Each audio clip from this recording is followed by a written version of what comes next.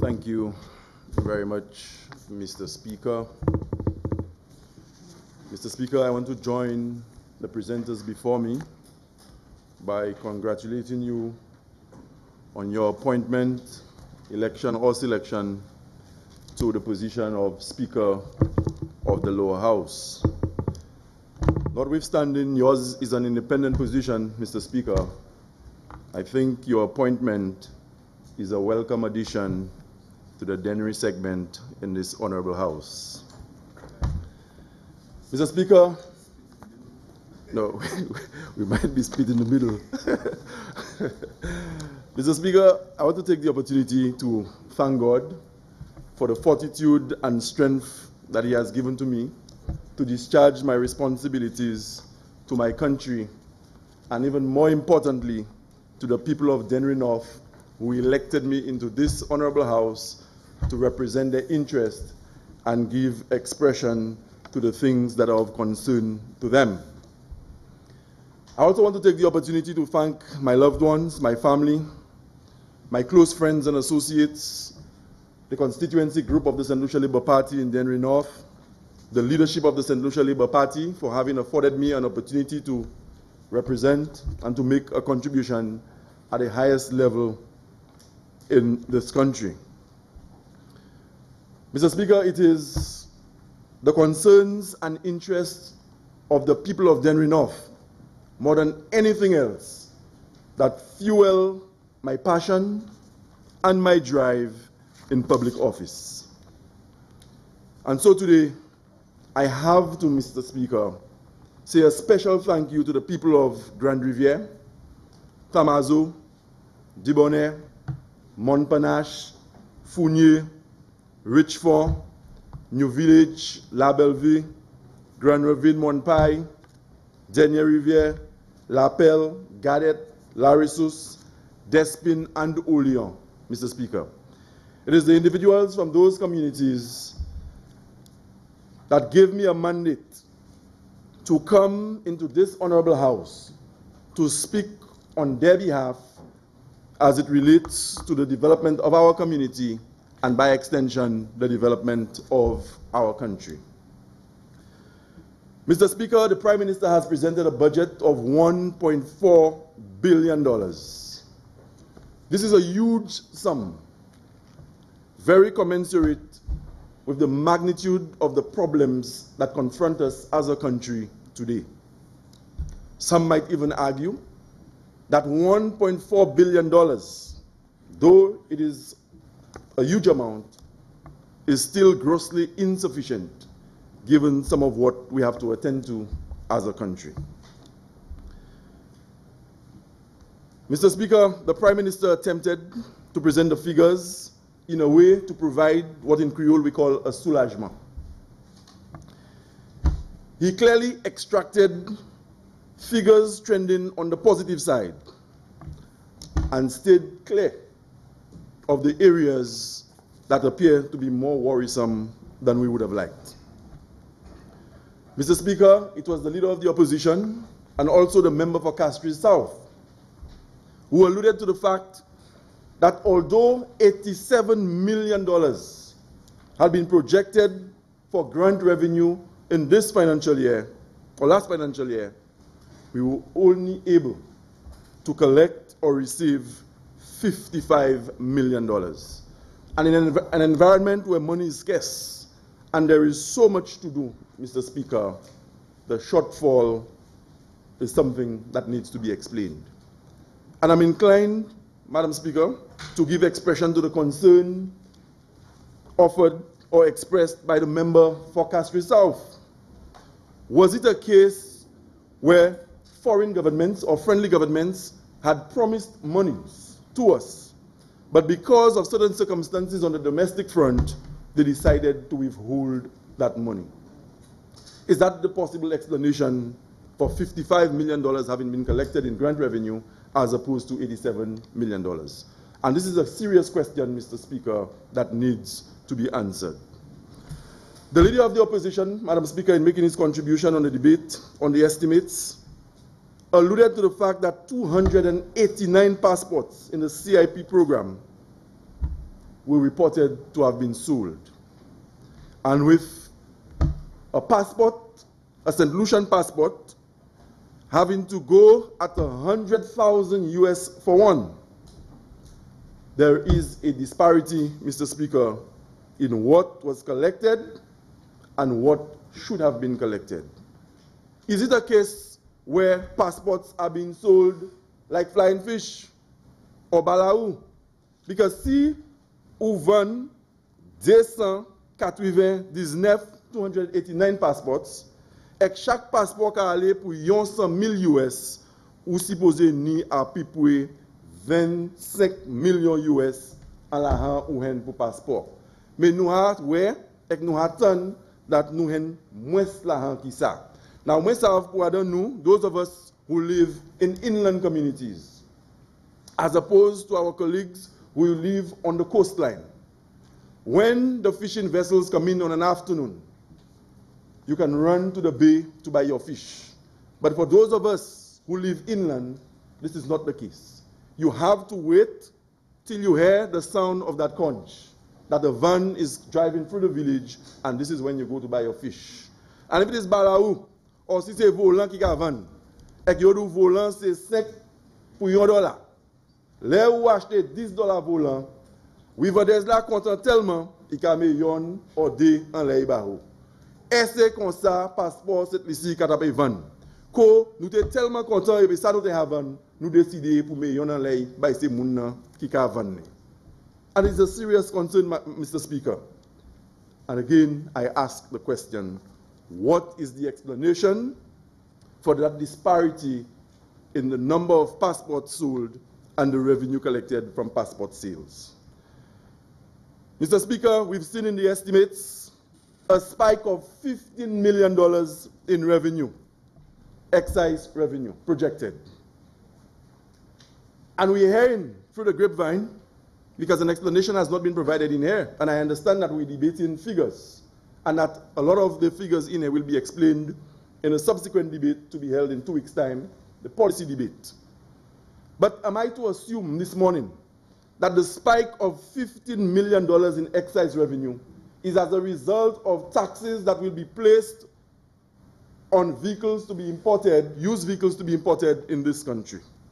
And Madam Speaker, if that is the explanation, qu'au gouvernement qui mette tellement taxes dans les machines, used vehicles, machines qui ont servi dans l'autre pays pour venir au pays, moi, j'ai un gros concern as it relates to the average young man in Oleon, the average young woman in Richmond, and Jacmel and Choiseul, Mr. Speaker, who after work has to run to SAFA or other learning institutions after work to try and educate himself or herself, to try and give himself and herself a better opportunity at life.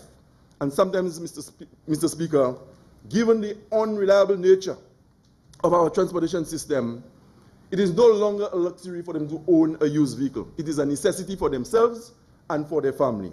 But if what is before us is what is going to happen, then I say to those young professionals and other people who have aspirations of buying a used vehicle later this year or sometime next year, that as a result of the taxes imposed, they will not be able to purchase a used vehicle because, as I said, the tax will be so high that the vehicle will be priced out of their reach. Mr. Speaker, also in the estimates, we talk about fiscal prudence and sound financial management. This is what has been touted here before. This is what was touted here yesterday by the presenters on the government side. The deficit is increasing. The surplus is decreasing. Now, when the deficit increases, it puts us in a very unfavorable position. The surplus is decreasing. The same effect. We have not heard, and to their credit, Mr. Speaker, to their credit, and it is very difficult at times to just debate the figures in isolation of the policy, notwithstanding it has been a practice in here for a long time. These are some of the things that I believe, en passant, should have been explained. Not in great detail, but at least give us a snippet so that this morning, Mr. Speaker, given what had gone before me yesterday, I would not be in a position where I had to be raising these questions. Mr. Speaker, am I to rely on the Prime Minister's word and the members opposite who have contributed? Are the figures in the estimates the true indicators of what is happening in this country? If I go to Belmont in Denry North right now, Mr. Speaker, the reality that confronts the 23-year-old single mother, the reality that confronts the 25-year-old young man who cannot find a job is far different. It is a far cry from what the figures say. And figures can always be manipulated to say whatever we want them to say. And manipulated in the sense, not that I'm saying that the projections in there are not correct or the figures are not correct. That would be an affront to the ability and integrity of the public servants who would have contributed to that document. But what I want to say, Mr. Speaker, is that we cannot take comfort and solace in the figures before us and tell St. Lucians that things are okay. The reality on the ground is at variance with what is contained in this document. People tell you by word. People tell you that they are at their wits' end trying to get by. But we come in here, and as part of a mutual admiration choir or society, we hit the table, we cheer each other up, and we make it seem as if all is well with the people of St. Lucia. And I'm not one to be a hypocrite in this house, to say one thing on this side that is contrary to what I would have said on the other side. And if anyone goes through Hansard, I have been very consistent in saying that I came into government and public life at a time when our country was under a tremendous amount of pressure to deliver to the people. Money was not always accessible. And we went to the people of St. Lucia. We told them the truth. We said to them that our economy was not doing well. We told them that the situation was bad in other regional jurisdictions. We cited the Trinidad example. With all their oil and natural gas, they too were having their problems. And we went as far as proposing a wage cut for public servants. Many thought we were stupid to have mentioned it because it would have been political suicide. But I rather, Mr. Speaker, to be a victim of political suicide and tell St. Lucians the truth, tell the people of Denrin of the truth, than to come in this honorable house and to say things that I know are not in keeping with the well-being and best interests of the people of St. Lucia. Mr. Speaker, sometimes you get the impression that the government does not want us to speak as an opposition. You get the impression that the government does not want us to question what is happening in the country. You get the impression that we ought not to place under scrutiny some of the programs and the initiatives that the government proposes. Not to oppose. Just come here, take our seats, listen to what the masters say, and then go home. The day it gets to that, where I have to enter through this chamber and not be able to stand and objectively challenge the policies that are being outlined and proposed by the government, is the same day that I need to get out of public office. Mr. Speaker, this is the same party that marched. This is the same party that protested. This is the same party that demonstrated. This is the same party that held focus group meetings. This is the same party that had rallies to denounce the work of the St. Lucia Labour Party government.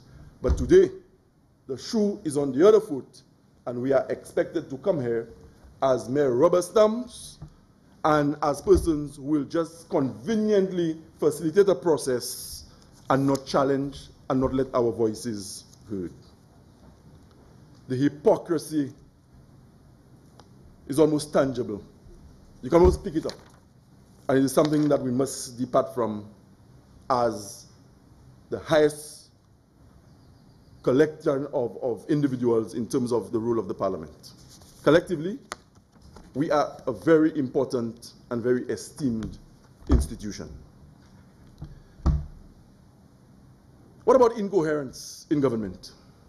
Sometimes you get the impression that there are some persons, and the Prime Minister, to his credit, is able to speak on almost every portfolio area in his government, to his credit. If you question him about sports, he has something to say. And if you question him on physical development, he will give you a response, to his credit. But sometimes you get the impression that other members of the cabinet don't even know their responsibilities in terms of the portfolios that they shoulder.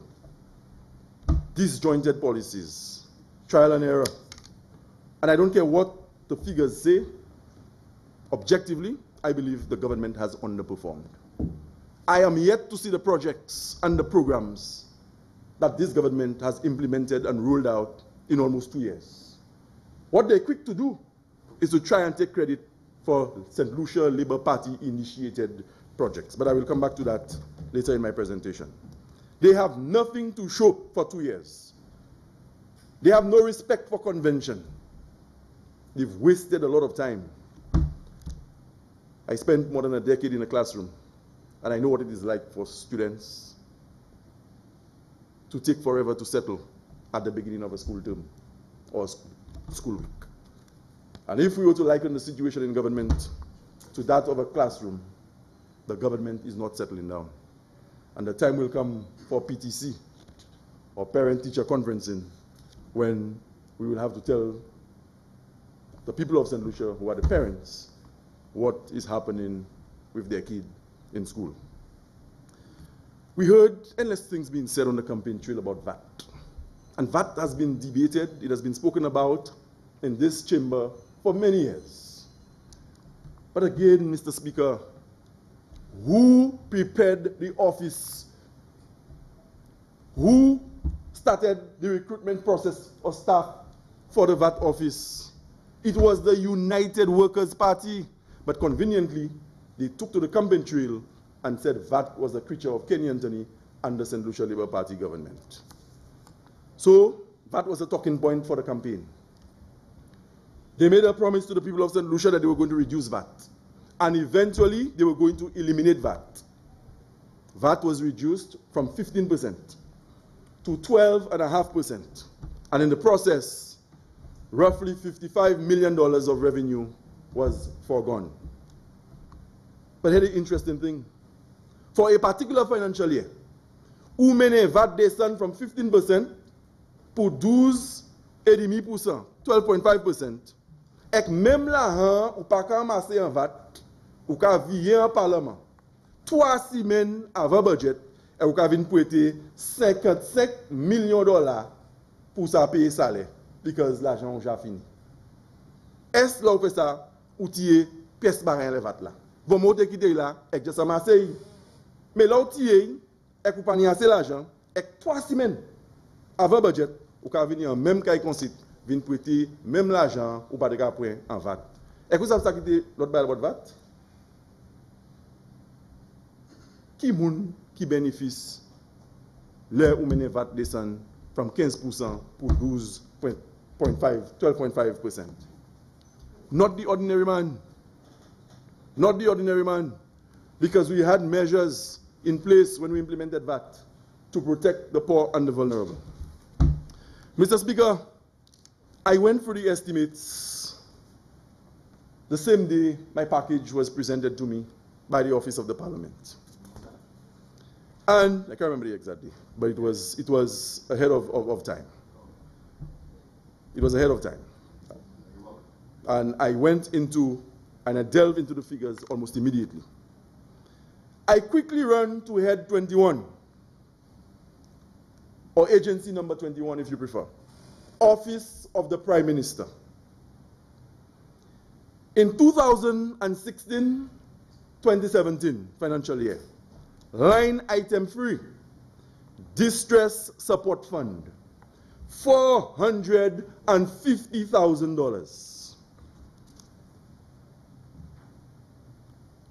I went to the estimates of 2017-2018 to remind myself that I had not seen incorrectly.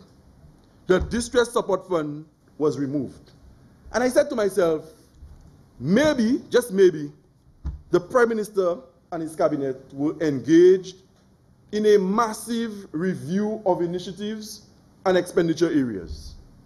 And in so doing, given that they'd come into office and didn't have much time, they decided to do away with the distress fund. But I was convinced that as right-thinking people, I was convinced that when I picked up the estimates for 2018-2019, I would have seen the reinstatement of the distress fund in the estimates. Distress fund, c'est l'argent qui était en office Premier ministre là. Les kay moun brûlé et puis malheureux avec moun qui passe à pour tirer bail pour koyo ni en situation. Situation tu ka taper examiner et den nous ka aller en distress fund nan et nous ka bail ces moun ça anticipant et puis anti soulagement. Mr. Speaker, on the weekend of August 29th, 30th in 2015, I was at the Mindo Philip Park for a cricket match. It had rained the night before, and we kept on waiting and waiting. I can't recall the exact day, if it was a Saturday or Sunday. And we kept on waiting and waiting for an umpire's decision as to whether the match would have been played or they would have called off the game because of overnight rain. I got a phone call that William Okuli's house in Belmont, William Okuli, better known as Shat, his house was destroyed by fire. Shat was not at home at the time. He had 6 children in the house. He has no steady job. His is a hand-to-mouth situation. He relies on the odd job and the little remittance that he gets from relatives abroad. Eventually, the game was called off, and I proceeded to head to Belmont to see for myself what had transpired. Upon arrival in Belmont, Shat was inconsolable. If all his little children, the youngest at the time I think must have been either 4 months or 8 months. It was difficult to calm him down and to assure him that everything would have been okay. I promised him that as parliamentary rep, I was going to mobilize as much community and national support as possible. Corporate support, community support, national support, governmental support. I contacted the Prime Minister, Dr. Anthony, at the time, and I told him of the situation. He instructed me in terms of what needed to be done for the individual in question to have gotten assistance. With supporting documents from the fire department and other relevant agencies, I presented a formal request to the office of the Prime Minister on Shat's behalf. We were able to give him a roof again. Mr. Speaker, je vais dire en créole, c'est important, Shai. Je suis venu Philippe Park à jouer cricket à moi à où, à Pipoué, 2 et 3 l'année qui passée. Là, moi, j'ai un phone call qui dit moi that Kai un homme Belmont qui a crié chat, t'es tapé détruit par des filles. Là, moi, je vais Belmont, chat t'es carré. Puis c'était après tout ça a été li et puis rythme maman qui a resté et puis. Et que raison était carré, c'est pis il pas quoi la tenir pièce manière. Il était ça bâti en l'autre caille encore pour lui et puis maman li. Moi dis pas toi casser quoi toi. Puis la ni en programme gouvernement qu'on nous ça bay moun qu'on li, qu'on nous ça bay moun qu'on li assistance. Je suis allé au petit Premier ministre là, et je dis à Chatni en bel caille pour lui et puis maman. But that is not all. His situation is not an isolated one. And just going through news media online and looking at the situation and the circumstances of ordinary solutions, ordinary people in our various communities. These are some of the headlines I came up with. Fire leaves 4 people homeless in Grand Riviere. Single mother and 2 children homeless after Viewfort house fire. 3 families left homeless after Ravin Shabbat fire. Mother, children homeless following another house fire in Cicero. Family of fire homeless after Denry fire. And the list goes on and on. And you know what is sad about this? These are people with no insurance. a lot of them are unemployed. And those who are employed have no sustainable form of employment. And when you are so consumed with the effort of growing your economy and making the figures look well, you have to spare thought for the average St. Lucian. And I will say one thing here today, and I mean that sincerely. I am excusing the Honorable Prime Minister from this. And you know why? Because the Prime Minister does not understand the situation. His upbringing cannot cause him to understand the plight of ordinary people. But there are too many people on the other side, Mr. Speaker, who represent rural communities in this parliament who allow this thing to go by unchallenged. This is an affront. And if you are going to be elected to represent the interests of people, there are times you're going to be at variance with the policies of your own government. But you should not be assuming a posture of such to create trouble or to destabilize your government. But there are times when your own personal conviction must drive you through the corridors of governance because you're doing it for the people whose needs you ought to understand better than anybody else in this country. Mr. Speaker, I want to turn my attention to Head 54. When I peruse the capital budget for the Ministry or the Department of Youth Development and Sports on the Head 54, my initial reaction was that the government had turned its back on youth development and sports. Because if the debate in here ought to be on the estimates and on figures, the only thing I can speak about as it relates to youth development and sports is $150,000 as contained in the estimates for the purchase of a vehicle. Mr. Speaker, in the year 2016-2017, there were 5 capital items outlined for the Ministry of Youth Development and Sports. The Beckwith International Leadership Development Program, known as the BUILD, $163,865. The lighting of recreational facilities, $2.9 million. The National Coaching Program, $69,501. Establishment of National Aquatic Facility, $5 million. Fencing of Larissos Playing Field, $112,976. With a total capital allocation of $8,336,342. That was for the financial year 2016-2017. In the following year, 2017-2018, 5 other capital items for youth development and sports. The build again, sports equipment, lighting of recreational facilities, national coaching program, elite athletes assistance, and talent identification program, with a total of $1.6 million. But today, I stand here, Mr. Speaker, to present the opposition perspective to the budget of the Ministry of Youth Development and Sports. And I can only speak to $150,000 for the purchase of a vehicle. Mr. Speaker,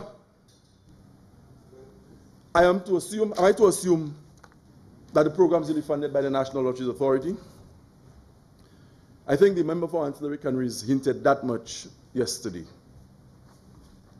It cannot be, and I hope it is not the case, where the absence of key programs from the estimate or the document before us, I'm just hoping that this does not in any way whatsoever signal what I initially thought, that the government had turned its back on youth development and sports. As we speak today, playing fields are abandoned. As we speak today. There's a particular playing field in the Denry North constituency which you are familiar with, and likewise the member for Denry South, the Lapel playing field. Today, school boys from Lapel, secondary school boys, have to patch up to buy a gallon of fuel at the gas station so that a man with a weed eater can cut an area which is no more than 40 by 40 on the playing field for them to take a sweat. And you have horses around them. Now, I don't care which government is in office. That can never be acceptable. And all of us here must do a bit of introspection and say that this is wrong when it is wrong. It's all well and good to play politics. There will always be politics. And as I was saying to a member before the formal proceedings commenced, the politics will remain. We will leave and it will continue. But there are circumstances and situations when they arise, we must, as principled individuals, stand up and say, this is wrong. The previous government had done too much to restore abundant playing fields in this country. Too much.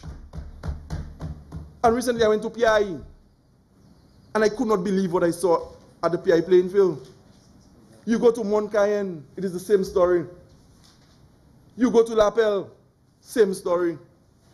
The Larissus playing field in the Mabuya Valley, for a long time, had been left alone, not being touched, because somebody believed that it was punishment for me. And I remember very clearly, supporters of the United Workers' Party, during the campaign, they said, "Le, nous gagnons. Nous avons pris fil là, et nous avons mené la caille Shawn Bali, because nous avons pas de fil." And they went further to say, "Mun ba ma fil." And true to their words, the playing field had been left in a state that was undesirable. But thankfully, Mr. Speaker, thankfully, I notice some attention is being paid to that playing field.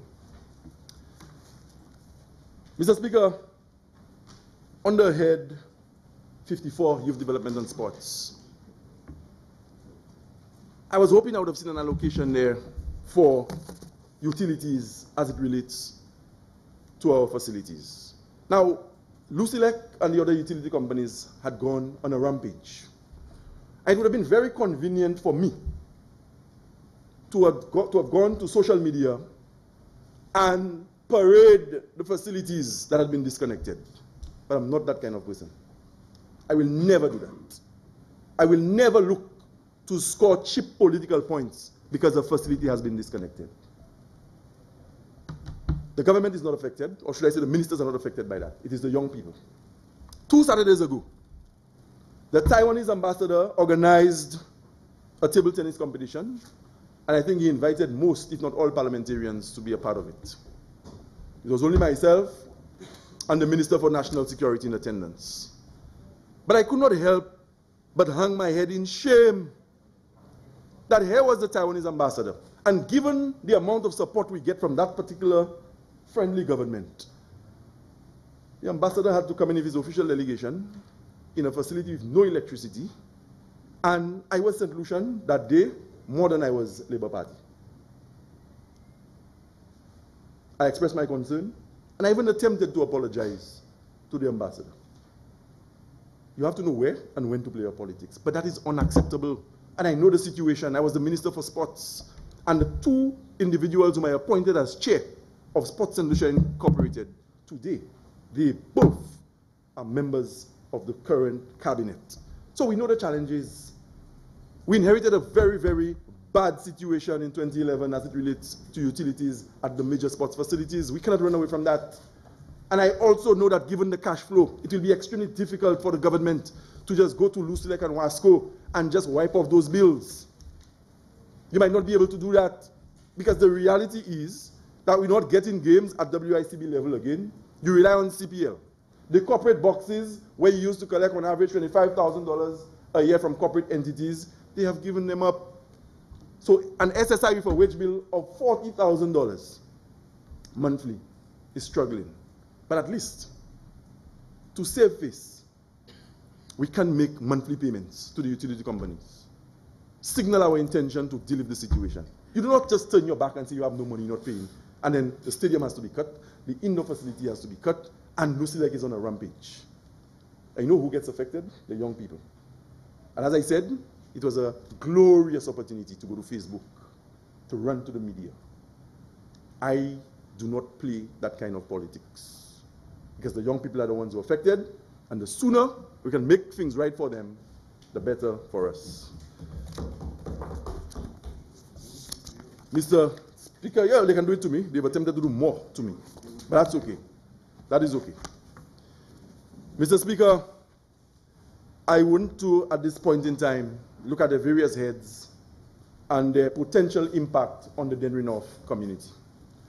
And I cannot think of any other head with which to start but Head 41 or Agency 41.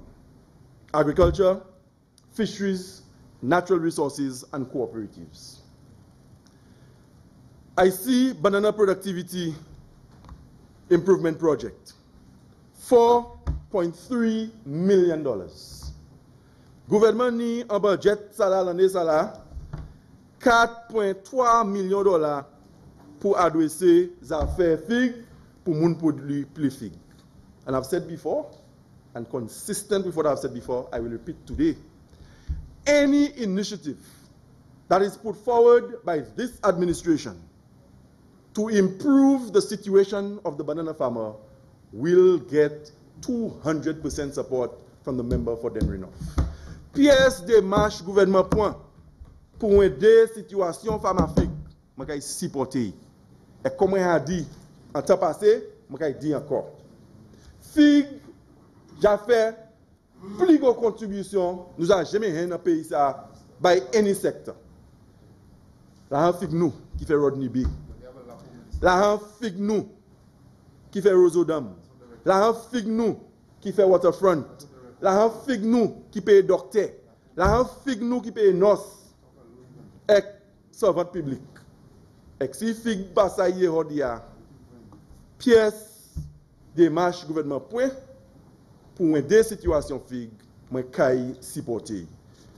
So, Mr. Speaker, I support the allocation of $4.3 million for the banana productivity improvement project.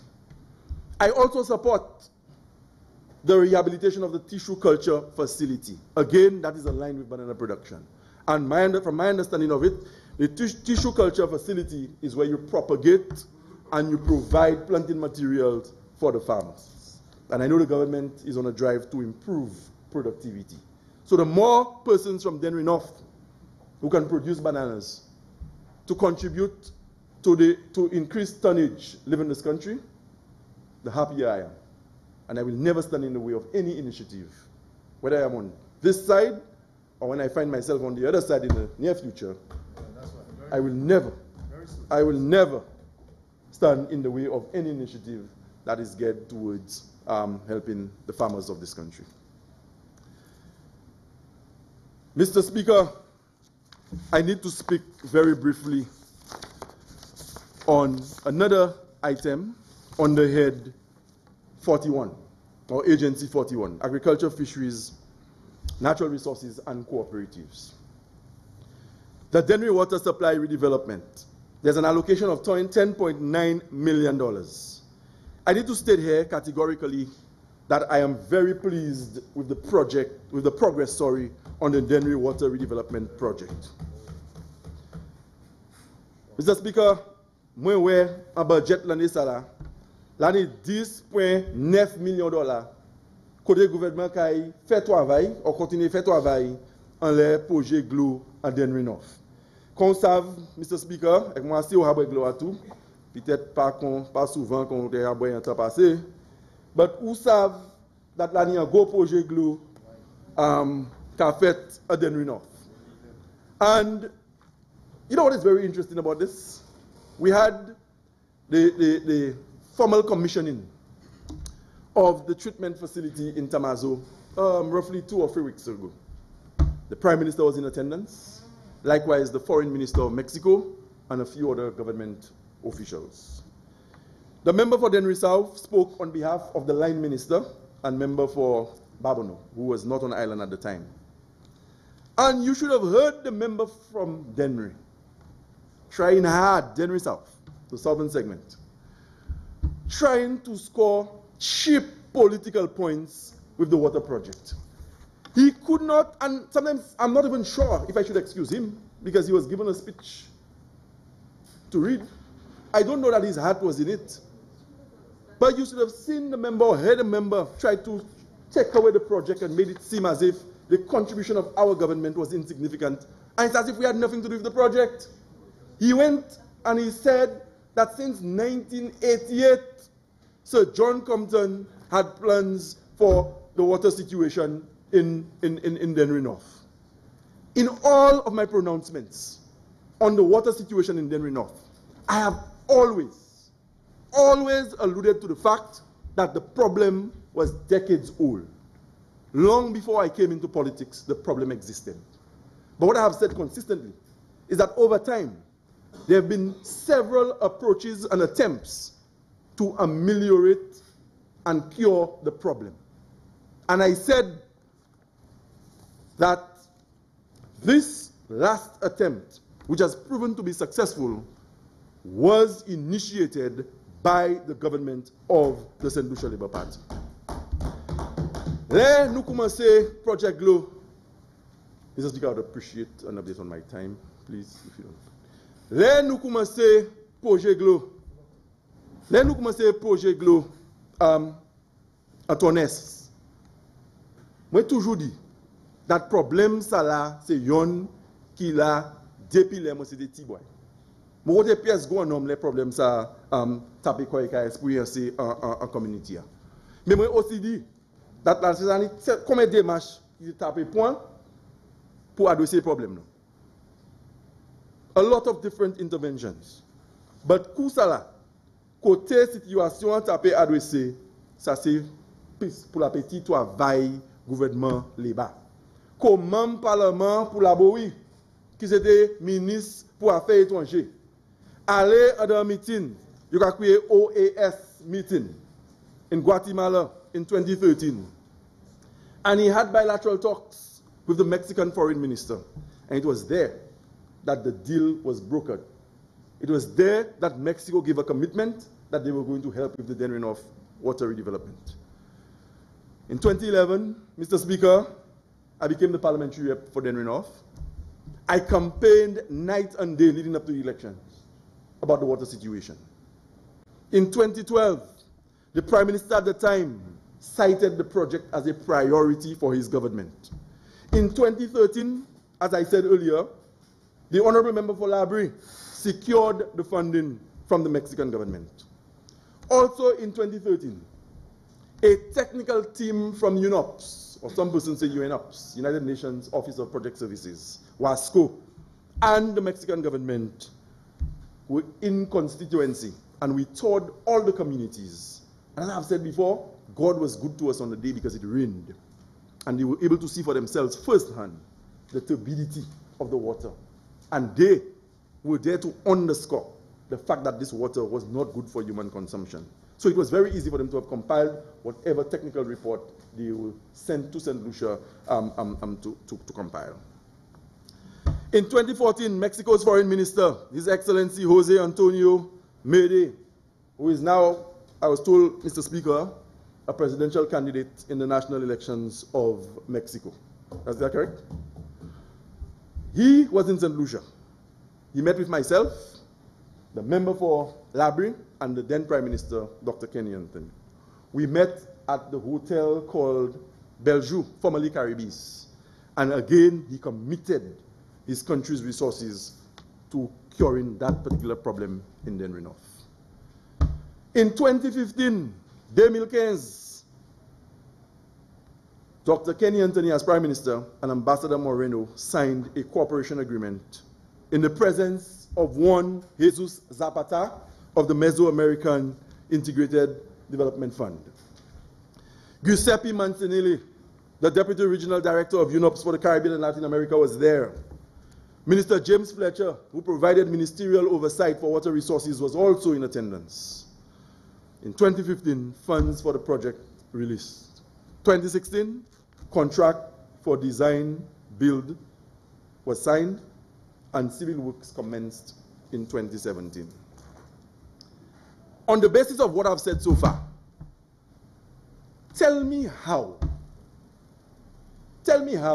the United Workers' Party can claim the Dennery Water Redevelopment Project as an initiative of theirs.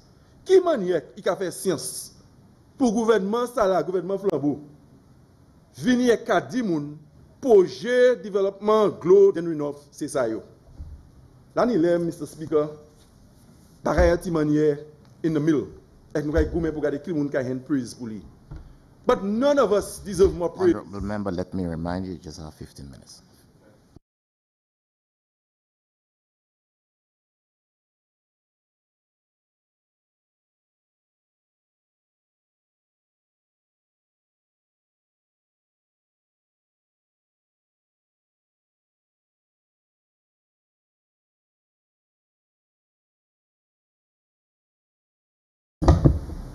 I did that. Thank you. Mr. Speaker, je vais faire point. Et vous avez 2 minutes pour ça, parce que je n'ai pas de travail. No. We deal in minutes here, not seconds.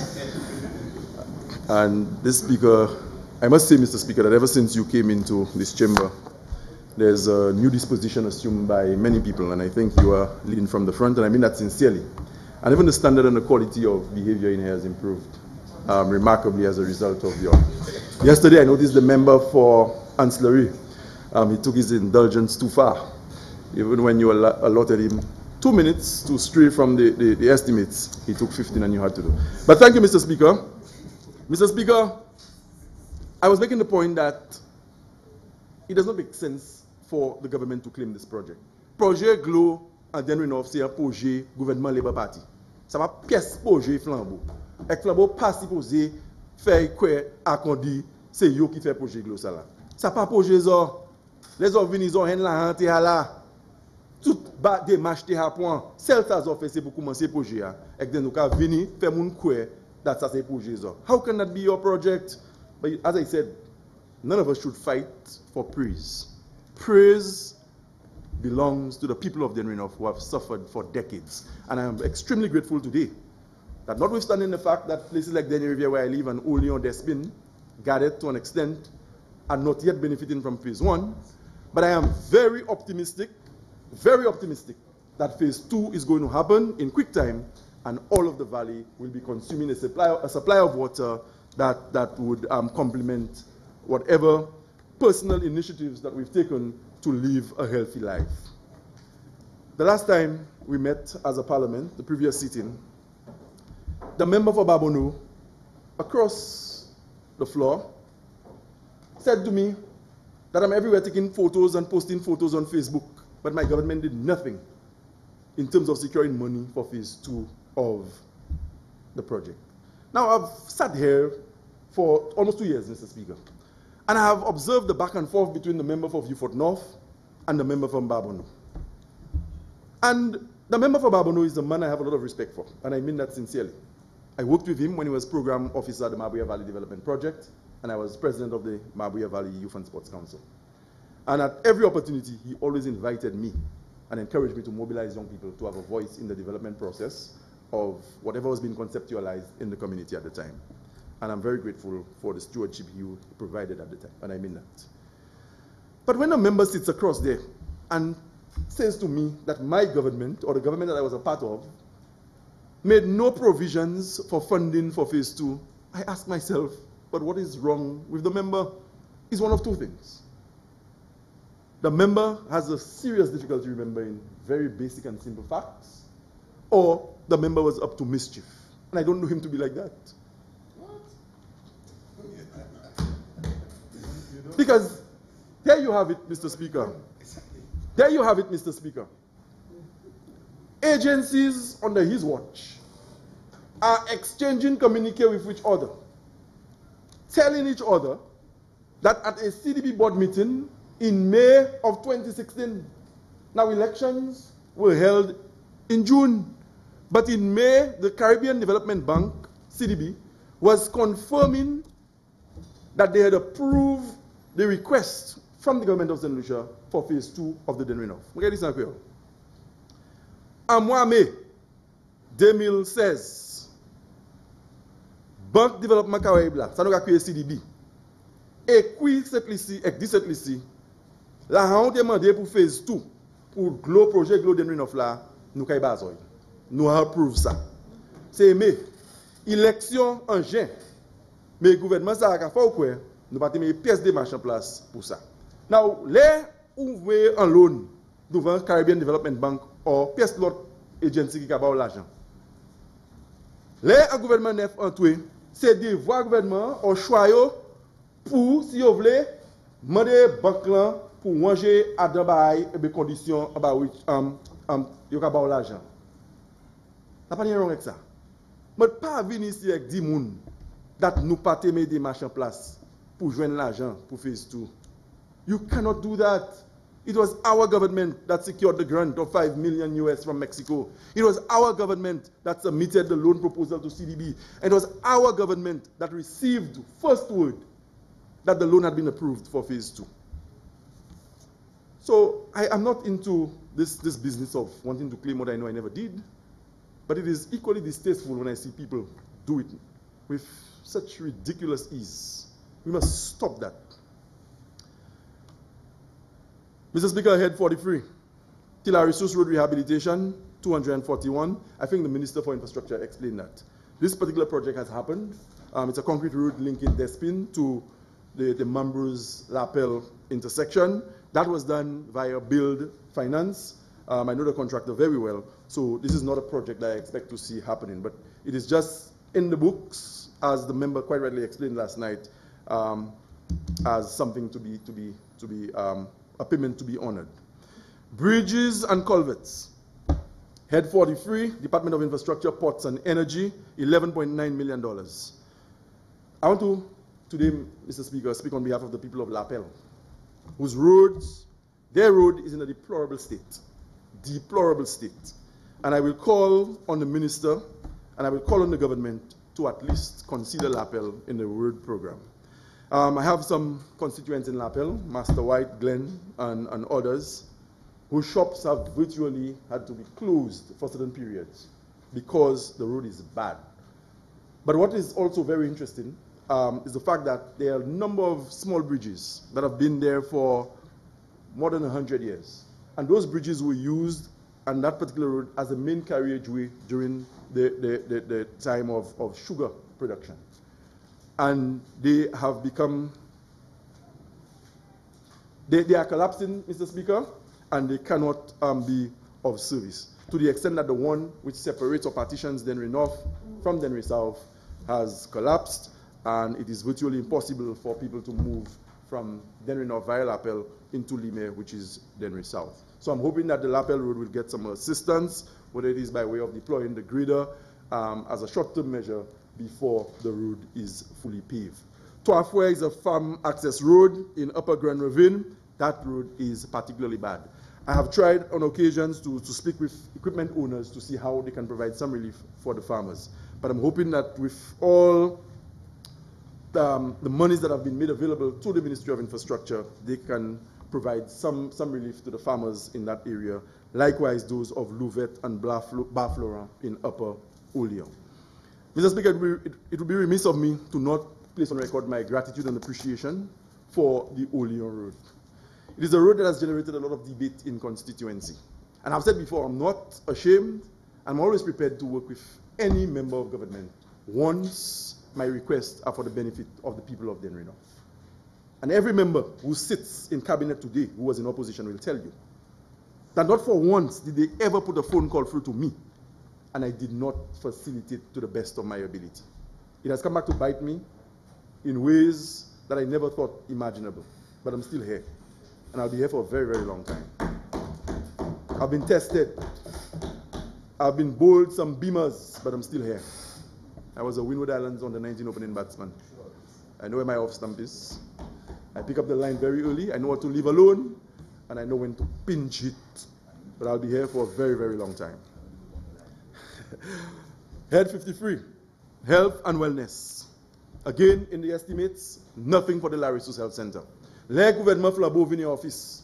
Yo jwen la teni $271,000, $271,000 for the refurbishment of the Larissos Health Center, which was destroyed by fire. Yo tiye. Yo tiye, même que yo tiye là, en bas distress pendant, yo tiye.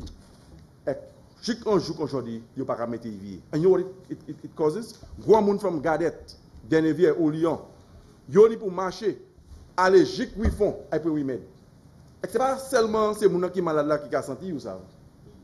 Docteur qui supposé qu'a 20 moun et 15 moun en dans journée, qu'a presque 60 et puis 80 moun, 80, 60 people in a day. That cannot be right. That cannot be right. And this is happening at the same time when we're giving one corporate entity $24 million in the form of a tax break. How can that be right? How can I go into Belmont and explain to the 80-year-old that only pour continuer à aller, we font un peu we medou because gouvernement pour me là pour un health center? That cannot be right. And we have to take a position on that. It doesn't matter which side of the divide we are on. Ours is a tremendous responsibility that we must take seriously. You're not hurting any parliamentarian. But the people of the North in particular deserve better. You know why? Because it was some of them in their 70s and 80s and even 90s who used to go to the banana farms at 5 in the morning to export hundreds of tons to keep the cash flow going in this country. And today, because the industry isn't what it is, they have to suffer.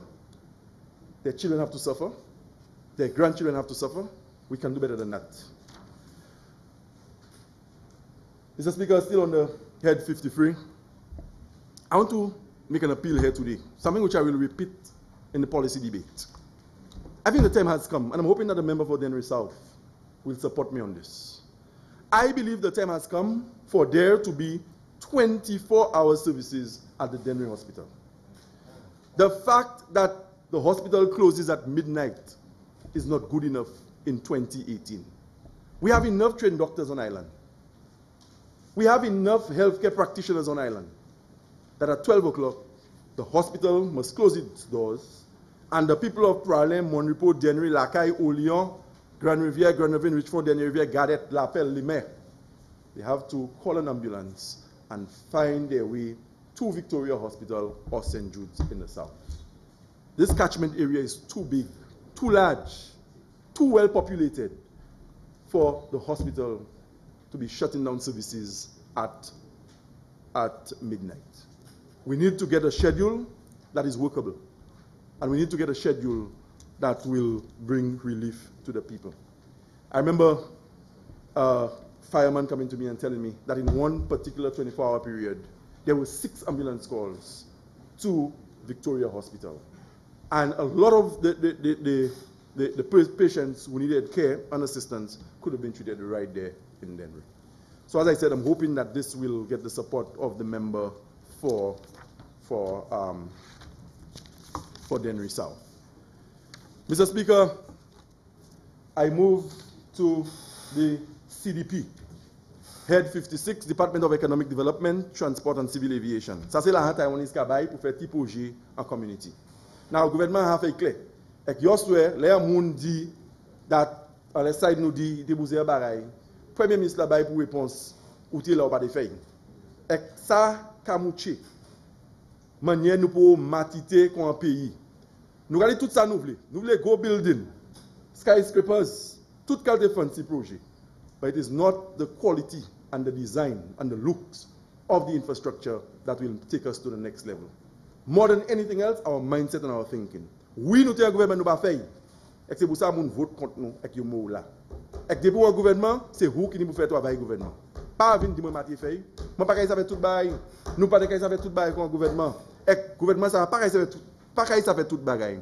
Mais on pas quoi ici un bail qui est juste et que c'est un bail qui est bon pour le gouvernement dit. Ou tu là, on pas faire, ça nous pas faire. Tout c'est laisser payer taxes. Et qui n'est pas de bout. Et si c'est nous qui nous de bout, nous venir au gouvernement, nous faire. Mais right now, il y a un gouvernement et qu'il y a une responsabilité pour qui il bail tout cette lycéen. Ça, cette lycéen deserve. Et c'est pas plus ça mon vote ou supporter community supporter les bas dans tout cas pini yo. Nous avons un bail en bas CDP in 2011 to 2016. C'est tout ça, moi jusqu'à tant de projets qu'a fait. Et tout le monde dans vallée c'est un mapipi et c'est yo qui a décidé qui est-ce qui a joué un projet. Et le gouvernement pas même ni ça en nous a créé the courtesy of informing me of some of the projects that will be happening. What has they done? Qui s'agit Bali à Jajwen, Denrin of Jajwen, en Balahan Taiwanese? L'année, 18.6 millions, 18.6 millions pour l'argent taïwanais pour faire des projets en différentes communes. Est-ce que nous avons rien ça? Je vais demander, je vais beg, c'est l'habitude moi.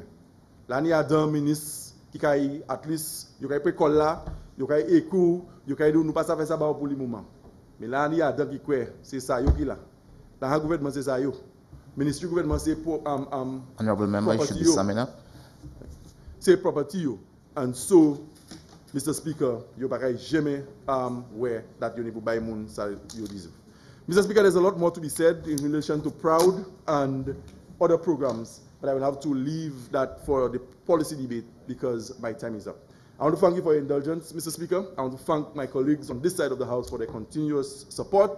And very importantly, I want to thank Almighty God for the strength and fortitude that He has given to allow me to discharge my responsibilities to the people of Dennery North. Mr. Speaker, I want to thank you, and I want to wish honorable members a pleasant day.